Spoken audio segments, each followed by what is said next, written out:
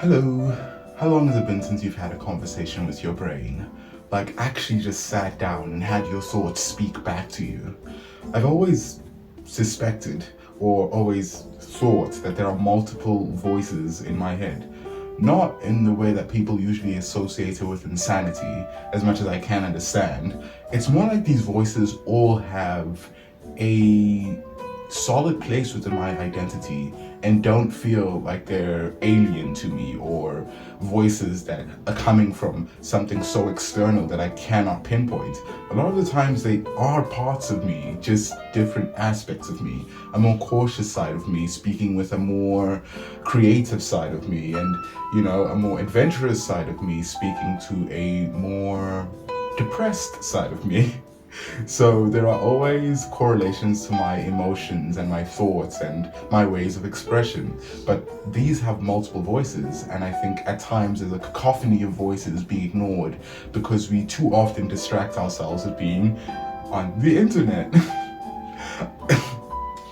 I know everyone's giving that as why everyone isn't able to think, and it's not a bad idea on why people can't focus and why people's attention spans are actually disintegrating in front of our very eyes, and critical thinking is so hard to find.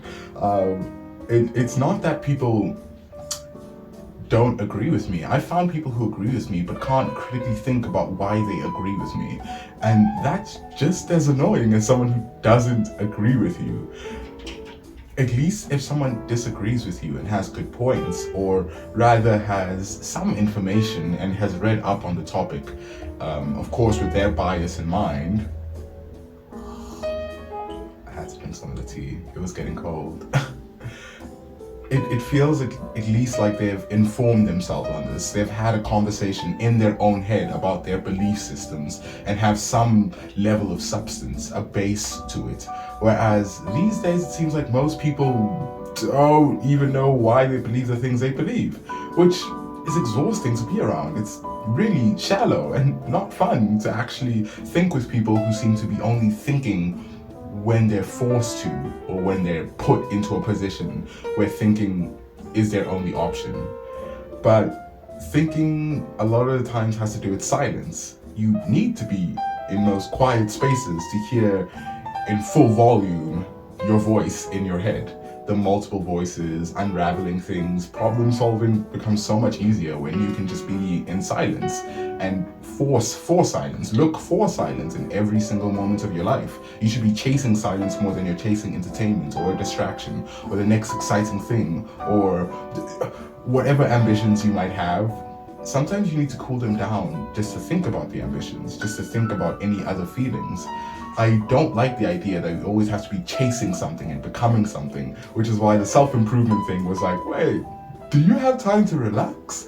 Do you have time to just accept what you are right now without having to change it?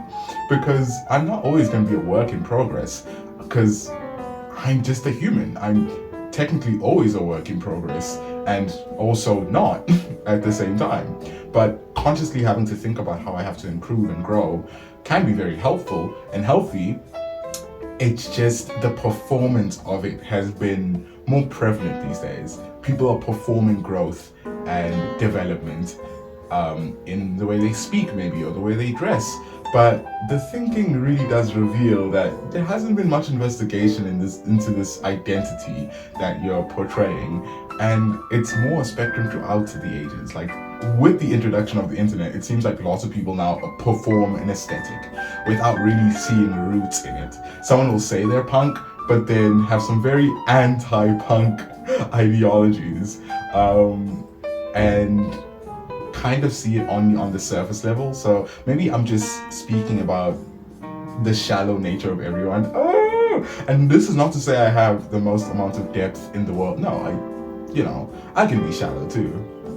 But I try not to be. If anything, I know I can be shallow, which is why I try and find depth in things. I try and look deeper into things. I try and investigate things, be curious, and understand on a much deeper level in a almost academic way. I approach everything in an almost academic way. Not to say that there's a school system or a bunch of lecturers and teachers and it has to be marked in a certain way, but I investigated the way academia has taught me to investigate things.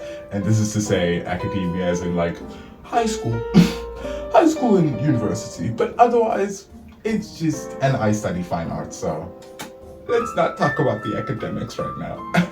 The academics falls into a certain field, and I would not say you can't be an intellectual if you're not an academic, but two different things, two different things. I think you can be very intellectual. It just takes a lot of time with your own thoughts and your beliefs and how you investigate things and how you perceive others and, you know, how you see patterns and characteristics within the world. It basically just has to do with not only experiencing the world, but really taking in that experience. Because experiencing something, we always experience things. You can't not experience something until you're dead. Like, that is the only time where you can't experience something, when you're dead. But since you're not dead, you're always gonna be experiencing things. It's just about taking in the experience. I think lots of people just go through experiences without actually understanding the experience, taking in the experience, savoring the experience, being grateful for the fact that you could have the experience. And a lot of the times we just like move on to the next experience and the next thing and da da da. And I'm like, that's not actual growth. I don't think that's actual growth. I think that's, well, it's growth in the same way cancer is growth. Yeah, it's growth in the same way cancer is a growth, a mutation that's just eating away at you because you just constantly wanted to, well, not consciously, unconsciously, but you know what I mean. It's growth in a direction I wouldn't say it's always up, even though visually it looks up. If you never process the things that are happening to you, take them in, you're most likely still going to be, you know, searching for something, constantly seeking instead of becoming, instead of evolving. But this is me talking to my own brain, as you can tell, in the silence of my room, in bed, drinking tea. And I do this more and more often, you know, but I've never really been super into the internet anyway, so like, it's just, that's my phone. When I was super into the internet, I didn't feel good. I noticed I would distract myself from a lot of like physical world things. I wouldn't even say like real world things, because I feel like the internet is a real place for some people, for many people actually. So that's, let's just call it the physical world. And the physical world I still exist in. If anything, I've existed here way longer than I've existed there. And I kind of like existing here. It's kind of fun. There are lots of things happening.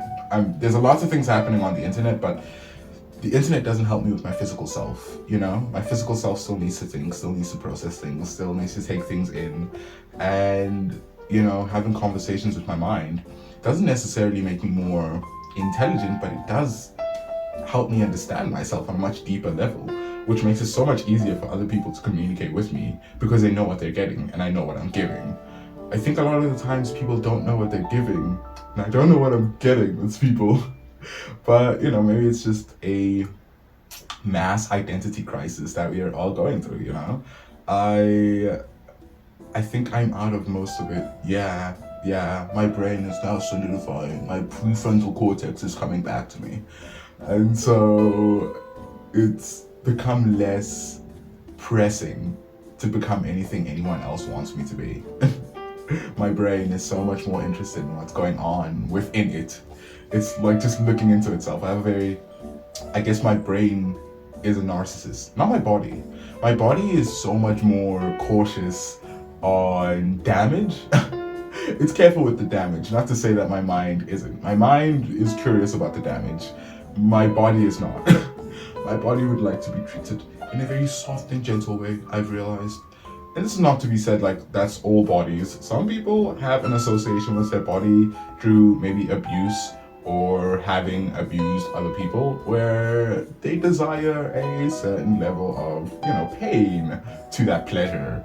And I can understand that, but that's a different tangent, that's a different conversation. And clearly my brain could keep on going on and on and on. But, you know, sit with yourself in silence, turn off your phone, be a kinder person. Or just listen to your own brain. Don't even be a kinder person. That's my own agenda. Sorry for pushing them. I wanted kinder people in the world, but just spend more time with your brain. Actually got some stuff in there needs to talk to you about. Hope you enjoyed.